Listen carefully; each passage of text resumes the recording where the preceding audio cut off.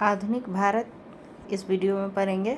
तो उत्तरकालीन पहले मुगल सम्राट बहादुर शाह प्रथम 1707 से 12 लगभग 2 वर्षों के उत्तराधिकार के संघर्ष के बाद 63 वर्षीय शाहजादा मुअज्जम औरंगजेब का बड़ा बेटा शासक बना। उसने बहादुर शाह की उपाधि धारण की। इस लड़ाई में इसने अपने भाइयों मोहम्मद आजम तथा कामबख्श की हत्या कर दी। बाद में इसे बहादुर शाह प्रथम कहा गया। उत्तराधिकार के युद्ध में गुरु गोविंद सिंह ने बहादुर शाह का साथ दिया था। मुगलों से स्वतंत्र होने वाले राज्य 6 राज्य थे।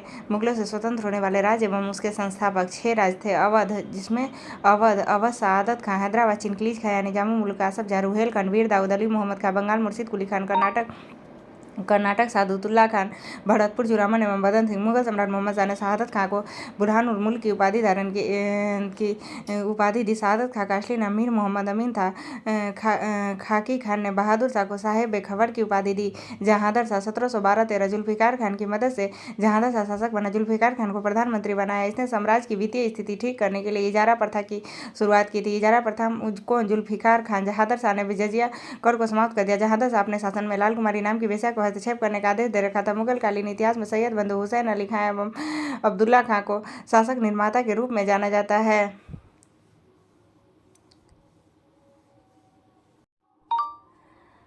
जहांदर शाह को लंपट मुल्क भी कहा जाता था। फर्रुखसियर 1713 से 19 सैयद बंधुओं अब्दुल्ला खान एवं हुसैन अली खान की मदद से फर्रुखसियर शासक बना। फर्रुखसियर को मुगल वंश का गृहनीतिकार कहा गया। 1715 ईस्वी में एक शिष्टमंडल जॉन सुरमन के नेतृत्व में भारत आया। यह शिष्टमंडल फर्रुखसियर के दरबार में 1717 ईस्वी में पहुंचा। उस समय फर्रुखसियर जानलेवा घाव से पीड़ित था। इस शिष्टमंडल में हैमिल्टन नामक डॉक्टर थे जिन्होंने फर्रुखसियर का इलाज किया था। इससे खुश होकर इसने अंग्रेजों को भारत में कहीं भी व्यापार करने की अनुमति तथा अंग्रेजी सिक्का को मान्यता प्रदान कर दिया। फर्रुखसियर द्वारा जारी किए गए इस घोषणा को ईस्ट इंडिया का magna carta कहा जाता है। 1719 में सैयद बंधुओं ने पेशवा बालाजी विश्वनाथ की सहायता से फर्रुखसियर को गद्दी से उतार दिया एवं अंधा बनाकर मार डाला। किसकी सहायता से? बालाजी विश्वनाथ की सहायता से। रफी उद्दरजात 28 फरवरी से 6 जून 1719 इसने मुगल शासकों में सबसे कम दिन शासन किया। रफी उद्दरजात सबसे कम दिन शासन किया था। रफी उद्दौला सैयद बंधुओं ने रफी उद्दौला को शाहजहां II के नाम से राजगद्दी पर बैठाया। रफी उद्दौला हफीम का आदि था। मोहम्मद शाह 1719 से 48 और ये बहादुर शाह 1707 से 12 था। मोहम्मद शाह 1719 से 48 ने मुल्क की सहायता से सैयद बंधुओं को मौत के घाट उतार दिया। तुरानी सैनिक हैदर बेग ने 1720 ईस्वी को सैयद बंधु हुसैन अली खां की हत्या कर दी। 1724 ईस्वी में निजामुल मुल्क वजीर बना, लेकिन ये आगे चल के 1725 में हैदराबाद का स्थापना करेगा। मोहम्मद शाह के शासनकाल में 1737 ईस्वी में मराठा पेशवा बाजीराव प्रथम ने दिल्ली पर हमला किया।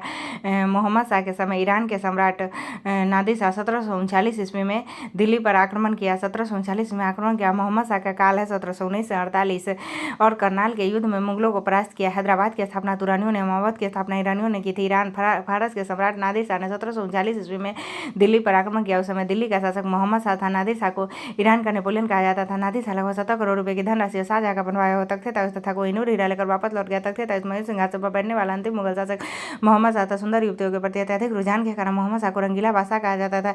एक संगीतकार के रूप में मोहम्मद शाह ने अनेक ख्यालों की रचना की। मोहम्मद शाह के शासनकाल में हैदराबाद के चिनकिलीज खान ने निजामुल मुल्क की उपाधि धारण किया। 1725 ईस्वी में स्वतंत्र राज्य की स्थापना की। अहमद शाह 1748 से अहमद शाह से 54 अहमद शाह एक अयोग्य शासक था। इसके राज्यकाल में सभी काम उद्धम भाई को सौंप दिया था, जिसे किबला ए आलम की उपाधि दी गई।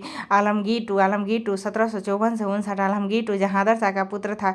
उसी के समय 1757 में प्लासी का युद्ध यानी प्लासी का युद्ध 1757 में आलमगीर II के समय हुआ, क्योंकि आलमगीर II का शासनकाल 1754 से 59 था। अब बहादुर शाह 1707 से 12, जहांदर शाह 1712-13, फर्रुखसियर 13-19, मोहम्मद शाह 1719 से 48, अहमद शाह 48 से 54, आलमगीर II 54 से 59, शाह आलम II 54 से 59, शाह आलम II 59 से 1806, शाह आलम II 1759 से 1806, अकबर II 1806 से 37, बहादुर शाह जफर 1837 से 57, शाहजहां II 1759 से 60। शाहजहां II को मुही उल मिलत के नाम से भी जाना जाता है। मराठों ने हस्तक्षेप से इसे गद्दी से उतार फेंका था। शाह आलम II 1759 से 1806। शाह आलम II के शासनकाल में 2 निर्णायक युद्ध, पानीपत का तीसरे युद्ध 1761 एवं बक्सर का युद्ध 1764 हुए। पानीपत के तीसरे युद्ध में अहमद शाह अब्दाली ने मराठों को परास्त किया। 1765 ईस्वी में जब 1764 का बक्सर का युद्ध हुआ तो 1765 में 1765 में इलाहाबाद की संधि हुई और इलाहाबाद की संधि के समय शाह आलम टू था, क्योंकि इसका शासनकाल 1759 से 1806 है। शाह आलम टू को ईस्ट इंडिया कंपनी के संरक्षण में 1765 में इलाहाबाद की संधि के शर्तों के अनुसार शाह आलम टू को ईस्ट इंडिया कंपनी के संरक्षण में इलाहाबाद में रखा गया। इससे कंपनी को बिहार, बंगाल और उड़ीसा की दीवानी सौंपने के लिए फरमान भी जारी किया। कौन? शाह आलम टू। 1772 ईस्वी में शाह आलम टू को मराठा दिल्ली ले गए, जहां पर 1803 ईस्वी तक रहे। 1803 में अंग्रेजों ने दिल्ली पर कब्जा कर लिया। अहमद शाह अब्दाली का वास्तविक नाम अहमद खां था। इसने 8 बार भारत पर आक्रमण किया था। गुलाम कादिर खान ने 1806 ईस्वी में शाह आलम टू की हत्या करवा दी। कौन? गुलाम कादिर खान। 1806 ईस्वी में अकबर टू 1806 से 37 अकबर टू ने राजा राम मोहन राय को राजा की उपाधि से नवाजा। अकबर टू के शासनकाल में 1835 ईस्वी में ईस्ट इंडिया कंपनी ने स्वयं को मुगल शासक के अधीन कहलाना समाप्त कर दिया और मुगल शासक के नाम पर सिक्के जारी करना बंद कर दिया। राजा राम मोहन राय की मृत्यु 1833 ईस्वी में 1833 ईस्वी में हुई थी। कब? 27 सितंबर को। कहाँ? इंग्लैंड के ब्रिस्टल शहर के पास स्टेपल्टन में। इंग्लैंड के ब्रिस्टल शहर के पास स्टेपल्टन में मेनिंजाइटिस के कारण इन्हें अर्नोस बेले कब्रिस्तान में दफनाया गया था। उसके बाद अकबर टू के बाद आएगा बहादुर शाह टू या जफर। बहादुर शाह टू या बहादुर शाह जफर 1837 से 57। बहादुर शाह टू जफर अंतिम मुगल सम्राट। 1857 ईस्वी की क्रांति में भाग लेने के कारण अंग्रेजों द्वारा बहादुर शाह जफर को बंदी बना लिया गया एवं रंगून भेज दिया गया। लाल किला स्थित हीरा महल बहादुर शाह जफर ने बनवाया था। मशहूर साहब मिर्जा गालिब बहादुर शाह जफर के समय दिल्ली में रहते। हयात बख्श बाग दिल्ली, लाल किला दिल्ली में स्थित है। अब भारत में यूरोपीय व्यापारिक कंपनियों का आगमन देखेंगे तो 17 मई 1498 ईस्वी को पुर्तगाली नाविक वास्को डी गामा ने उत्तर महासागरीय होते हुए भारत के पश्चिमी तट पर स्थित कालीकट बंदरगाह पर पहुंचकर भारत और यूरोप के बीच नए समुद्री मार्ग की खोज की। कब? 17 मई 1498 को। इस यात्रा में वास्को डी गामा को गुजराती पथ प्रदर्शक अब्दुल मजीद ने सहयोग किया था। 1505 में फ्रांसिस्को दल मेरा भारत में प्रथम पुर्तगाली वायसराय बनकर आया।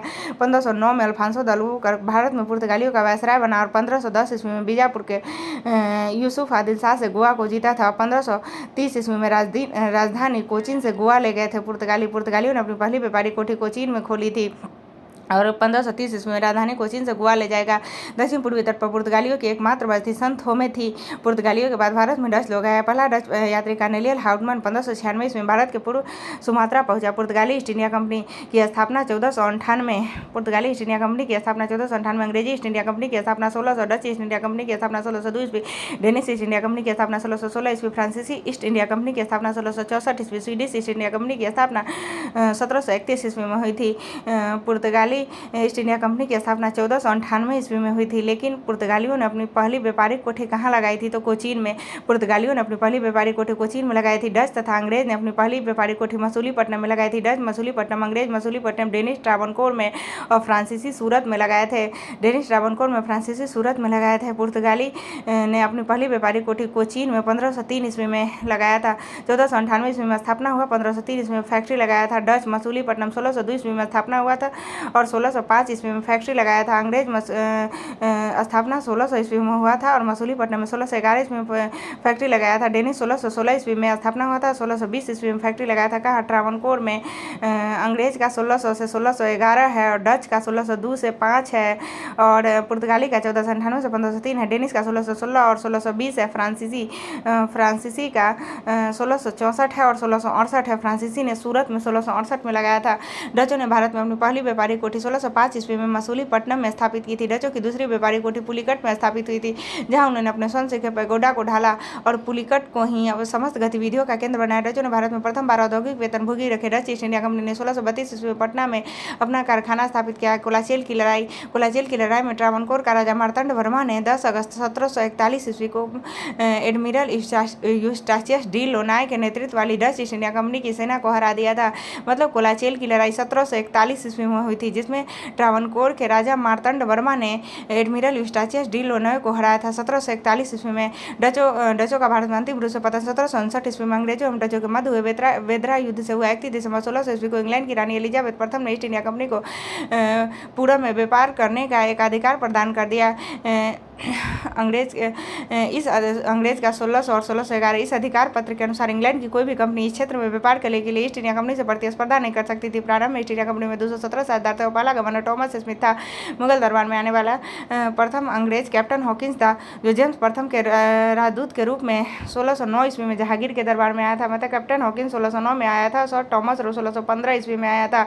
मुगल दरबार में आने वाला प्रथम अंग्रेजी कैप्टन हॉकिंस था, जो 1609 ईस्वी में जहांगीर के दरबार में आया था। भारत आने वाला पहला अंग्रेज जहाज रेड ड्रैगन था। 1611 ईस्वी में दक्षिण पश्चिमी समुद्र तट पर दक्षिण पूर्वी समुद्र पर अंग्रेजों ने मसूलीपट्टनम में व्यापारिक कोठी की स्थापना की। जहांगीर ने 1613 में एक फरमान जारी करके अंग्रेजों को सूरत में थॉमस एल्वर्स के अधीन व्यापारिक कोठी या फैक्ट्री खोलने की इजाजत दी। पूर्वी तट पर अंग्रेजों ने अपना प्रथम व्यापारिक कोठी मसूलीपट्टनम में 1611 ईस्वी में खोला, जबकि पश्चिमी तट पर सूरत में 1613 में व्यापारिक कोठी स्थापित किया। पहली बार सूरत में 1608 ईस्वी में व्यापारिक कोठी स्थापित करने का प्रयास किया गया था।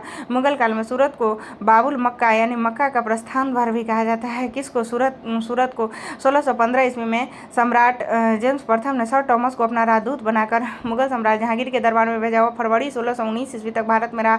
उसने जहांगीर एवं खुर्रम शाहजहां से अंग्रेजों के लिए कुछ व्यापारिक छूट प्राप्त करने में सफल हुआ। 1632 में गोलकुंडा के सुल्तान ने अंग्रेजों को एक सुनहला फरमान दिया, जिसके अनुसार अंग्रेज सुल्तान को 500 पैगोडा वार्षिक कर देकर गोलकुंडा राज्य के बंदरगाह पर स्वतंत्रतापूर्वक व्यापार कर सकते थे। इसमें तीन चीज याद रखना है कि गोलकुंडा का फरमान 1632 ईस्वी में जारी हुआ था, जिसे सुनहला फरमान कहा जाता है, और इसमें 500 वार्षिक पैगोडा था। 1639 ईस्वी में अंग्रेज फ्रांसिस डे ने चंद्रगिरी के राजा से मद्रास पट्टे पर लिया। वहीं पर एक किलाबंद कोठी का निर्माण किया। इस कोठी का नाम फोर्ट सेंट जॉर्ज पड़ा, और यही फोर्ट सेंट जॉर्ज कालांधा में कोरोमंडल तट पर अंग्रेजी मुख्यालय बना। कौन लिया था चंद्रगिरी के राजा से मद्रास को पट्टे पर? तो अंग्रेज फ्रांसिस डे। ये घटना कब है? चंद्रगिरी के राजा से मद्रास को पट्टे पर फ्रांसिस डे ने कब लिया था? 1639 ईस्वी। 1639 ईस्वी। उसके बाद 1661 ईस्वी में पुर्तगाली राजकुमारी कैथरीन ऑफ ब्रेगेंजा एवं ब्रिटेन के राजकुमार चार्ल्स द्वितीय का विवाह हुआ। इस अवसर पर दहेज के रूप में पुर्तगालियों ने चार्ल्स II को बम्बई प्रदान किया। ये कब की घटना है? 1661 ईस्वी। 1632 में गोल्डन फरमान था। 1639 ईस्वी में फ्रांसिस डे ने चंद्रगिरी के राजा से मद्रास पर पट्टे पर लिया था, और पुर्तगाली राजकुमारी कैथरीन ब्रेगेंजा का विवाह 1661 ईस्वी में हुआ था। 1668 ईस्वी में चार्ल्स II ने बम्बई को 10 पाउंड के वार्षिक किराए पर ईस्ट इंडिया कंपनी को दे दिया। कब? 1661 ईस्वी में शादी हुआ, 1668 ईस्वी में दे दिया। कितना किराए पर? 10 पाउंड के वार्षिक किराए पर। 1687 में अंग्रेजों ने पश्चिमी तट का मुख्यालय सूरत से हटाकर बम्बई बनाया। पश्चिमी तट का मुख्यालय सूरत से हटाकर अंग्रेजों ने बम्बई कब बनाया था? सूरत से हटाकर बम्बई बनाया 1687 ईस्वी। 1687 ईस्वी। सूरत से हटाकर बम्बई बनाया 1687 ईस्वी। गोराल्ड ओंगियर 1669 से 1677 सूरत का प्रेसिडेंट एवं बम्बई का गवर्नर ने बम्बई शहर की स्थापना की थी। यानी बम्बई शहर की स्थापना गोराल्ड ओंगियर ने की थी, जो क्या था? सूरत का प्रेसिडेंट था एवं बम्बई का गवर्नर था। इसका पीरियड कितना है? 1669 से 1677। अब ये हो गया। अब नंबर ये बंगाल के शासक शाह शुजा ने सर्वप्रथम बंगाल के शासक शाह शुजा ने सर्वप्रथम 1651 ईस्वी में अंग्रेजों को व्यापारी छूट की अनुमति दी। इस अनुमति को निशान कहते थे। यानी निशान किसने जारी की थी? तो बंगाल के शासक शाह शुजा ने। कब? तो निशान जारी किया था 1651 ईस्वी में। 1698 ईस्वी में अंग्रेजी ईस्ट इंडिया कंपनी ने 3 गाँव सुल्तानाती, कालीकट एवं गोविंदपुर की जमींदारी 1200 रुपये भुगतान का प्राप्त किया, और यहाँ पर फोर्ट विलियम का निर्माण कराया। चार्ल्स आयर फोर्ट विलियम के प्रथम प्रेसिडेंट हुए। ये सुल्तानाती, कालीकट और गोविंदपुर की घटना कब का है? तो 1698 का है। 1698 का है। और फोर्ट विलियम के प्रथम प्रेसिडेंट कौन हुए? तो चार्ल्स आयर फोर्ट विलियम के प्रथम प्रेसिडेंट हुए। चार्ल्स आयर कालांतर में यह कलकत्ता नगर कहलाया, जिसकी नींव जॉर्ज चार्नोक ने रखी थी। भारत में फ्रांसीसियों की प्रथम कोठी फ्रैंको कैरो के द्वारा सूरत में 1668 ईस्वी में स्थापित की गई थी। कब? 1668 ईस्वी में। 1674 ईस्वी में फ्रांसीसी कंपनी के निदेशक फ्रैंकिस मार्टिन ने बालीकोंडापुर के सूबेदार शेर खान लोधी से पुडुचेरी नामक एक गाँव प्राप्त किया, जो कालांतर में पांडिचेरी के नाम से जाना गया। कब? 1674 ईस्वी में। किसने प्राप्त किया था पुडुचेरी को? फ्रैंकिस मार्टिन ने। किससे? तो शेर खान लोधी से पुडुचेरी को प्राप्त किया था। पुडुचेरी वाला घटना 1674 है, और मद्रास वाला घटना 1639 था, जो चंद्रगिरी के राजा से पट्टे पर लिया था, वो 1639 है। और पुडुचेरी की घटना 1674 का है। किससे लिया था? शेर खान लोधी से। कौन? Francis Martin. उसके बाद अब आंग्ल फ्रांसीसी संघर्ष। भारत में आंग्ल फ्रांसीसी संघर्ष को कर्नाटक युद्ध के नाम से जाना जाता है। प्रथम कर्नाटक युद्ध 1746 से 48, द्वितीय कर्नाटक युद्ध 49 से 54, तीसरा 56 से 63 हुआ था। प्रथम में एला सापाल की संधि हुई थी। दूसरा में प्रथम कर्नाटक युद्ध में एला सापाल की संधि हुई थी। दूसरा में क्या चीज़ का हुआ था? दूसरा में प्रथम में एला सापाल की संधि हुई थी, और तीसरा में तो पेरिस का संधि हुआ था। प्रथम एलासा पाल की संधि हुई थी और तीसरे में पेरिस की संधि हुई थी। अब दूसरा देखते हैं। प्रथम कर्नाटक युद्ध 1746 से 48। 1746 ईस्वी में ऑस्ट्रेलिया पर उत्तराधिकार को लेकर यूरोप में अंग्रेजों तथा फ्रांसीसियों के मध्य संघर्ष हुआ। इस संघर्ष के कारण ही भारत में दोनों कंपनियों के मध्य 1746 ईस्वी में युद्ध प्रारंभ हुआ। प्रथम कर्नाटक युद्ध के दौरान लड़ा गया सेंट टोपे का युद्ध फ्रांसीसी सेना को जीत मिली थी। सेंट टोपे के युद्ध में फ्रांसीसी सेना को जीत मिली थी। प्रथम कर्नाटक युद्ध यूरोप में 1748 ईस्वी में एलासा पाल एक्स्ला-सावेल की संधि से समाप्त हुआ। इस संधि से ऑस्ट्रिया का उत्तराधिकार का विवाद आपसी सहमति से सुलझा लिया गया। द्वितीय कर्नाटक युद्ध 49 से 54। द्वितीय कर्नाटक युद्ध का कारण हैदराबाद एवं कर्नाटक के उत्तराधिकार विवाद बना। हैदराबाद एवं कर्नाटक का उत्तराधिकार विवाद बना। हैदराबाद और कर्नाटक में चल रहे इन विवादों से राजनीतिक बढ़त बढ़ाने हेतु डुप्ले ने हैदराबाद में मुजफ्फरजंग एवं कर्नाटक में चंदा साहिब का साथ दिया। यानी डुप्ले यानी फ्रांसीसियों ने मुजफ्फरजंग एवं चंदा साहिब जंग वाला जिसमें लगा हुआ वो हैदराबाद में है। हैदराबाद में चंदा साहिब हैदराबाद में था। तो डुप्ले अर्थात फ्रांसीसियों ने हैदराबाद में मुजफ्फरजंग एवं कर्नाटक में चंदा साहिब का साथ दिया। अपरिहार्य रूप से अंग्रेजों को नासिर जंग एवं अनवरुद्दीन का सहयोग करना पड़ा। अंग्रेजों ने किसका साथ दिया था? तो नासिर जंग एवं अनवरुद्दीन का। हैदराबाद आसफ जाह की मृत्यु के बाद उत्तराधिकार को लेकर नासिर जंग पुत्र और भतीजे मुजफ्फर जंग के मध्य विवाद खड़ा हुआ।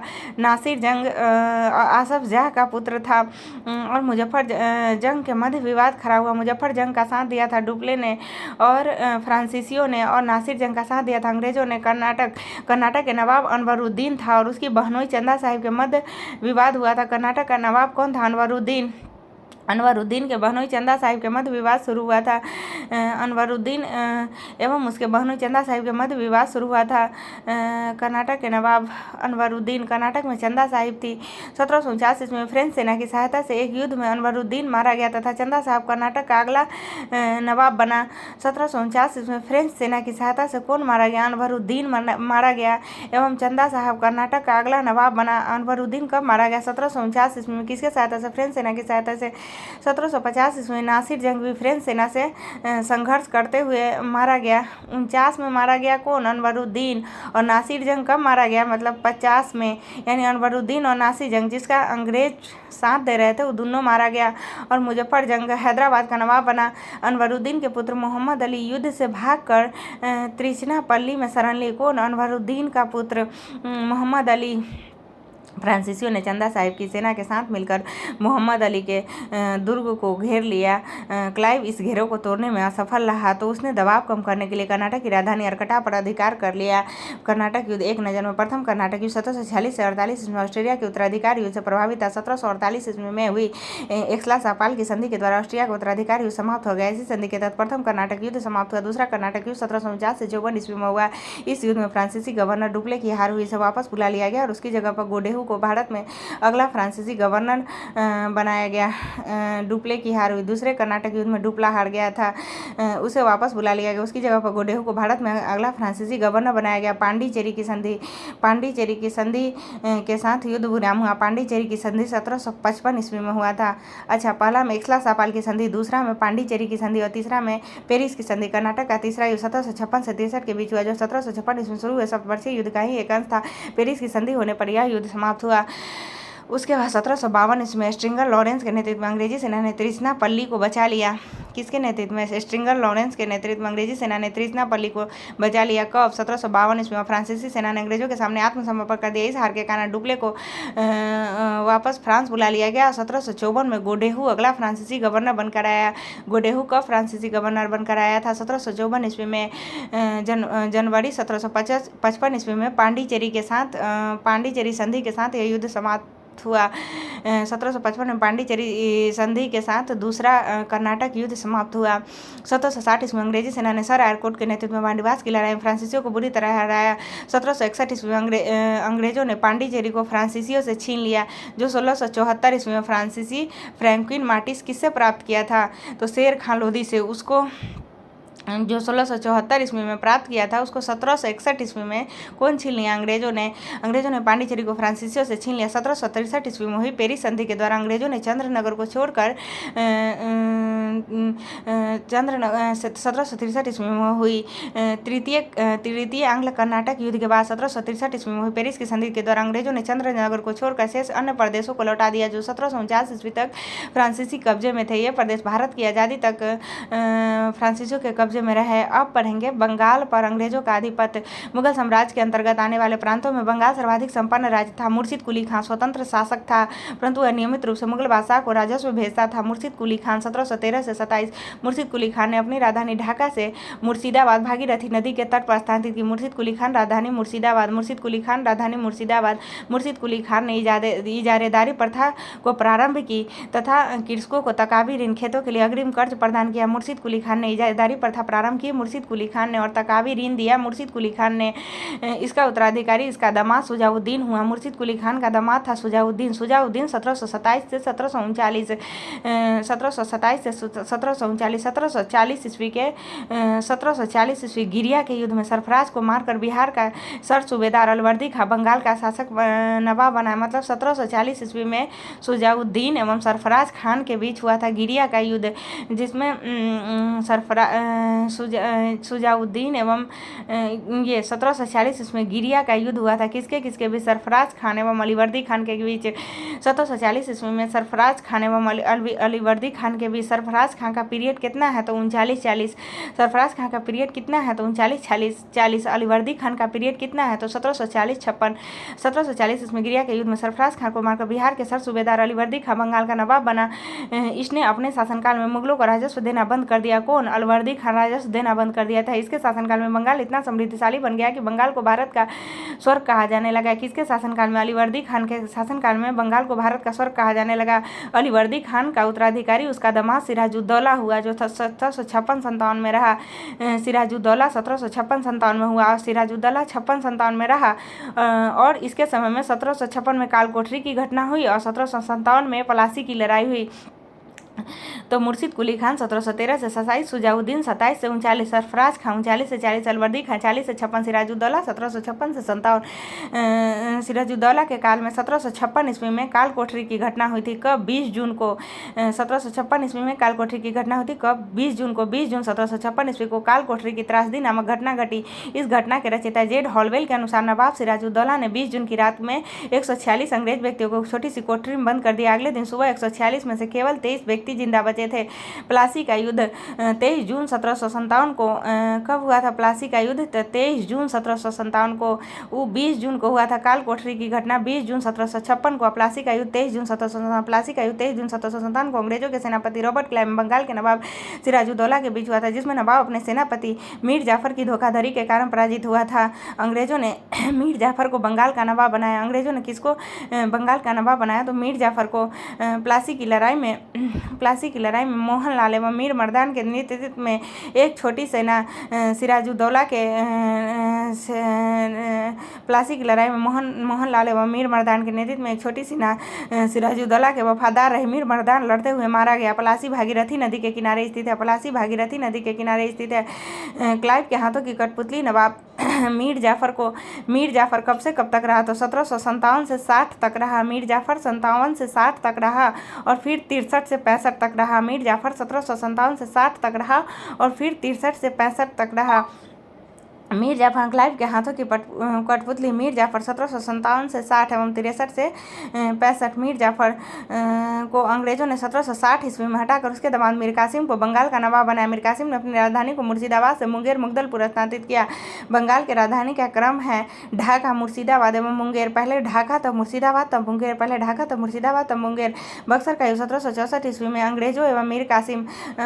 बक्सर का युद्ध 1764 ईस्वी में अंग्रेजों एवं मीर कासिम, अवध के नवाब सुजाउद्दौला एवं मुगल सम्राट शाह आलम द्वितीय के बीच हुआ था।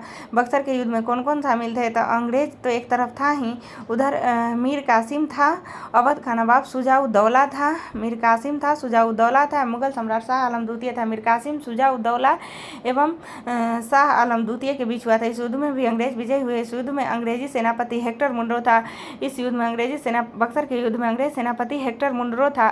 अब देखते हैं पीरियड। तो मुर्शिद कुली खान 1713 13 से 27 शुजाउद्दीन 1727 से 39 सरफराज खान 39 अलवर्दी खान 40-56 सिराजुद्दौला 56 से 57 मीर जाफर 57 से 60 मीर कासिम 1760 से 63 मीर कासिम 1760 से 63 मीर जाफर 1765 मीर जाफर 1763 65 बक्सर के युद्ध में मीर कासिम था, शुजाउद्दौला था एवं शाह आलम II था।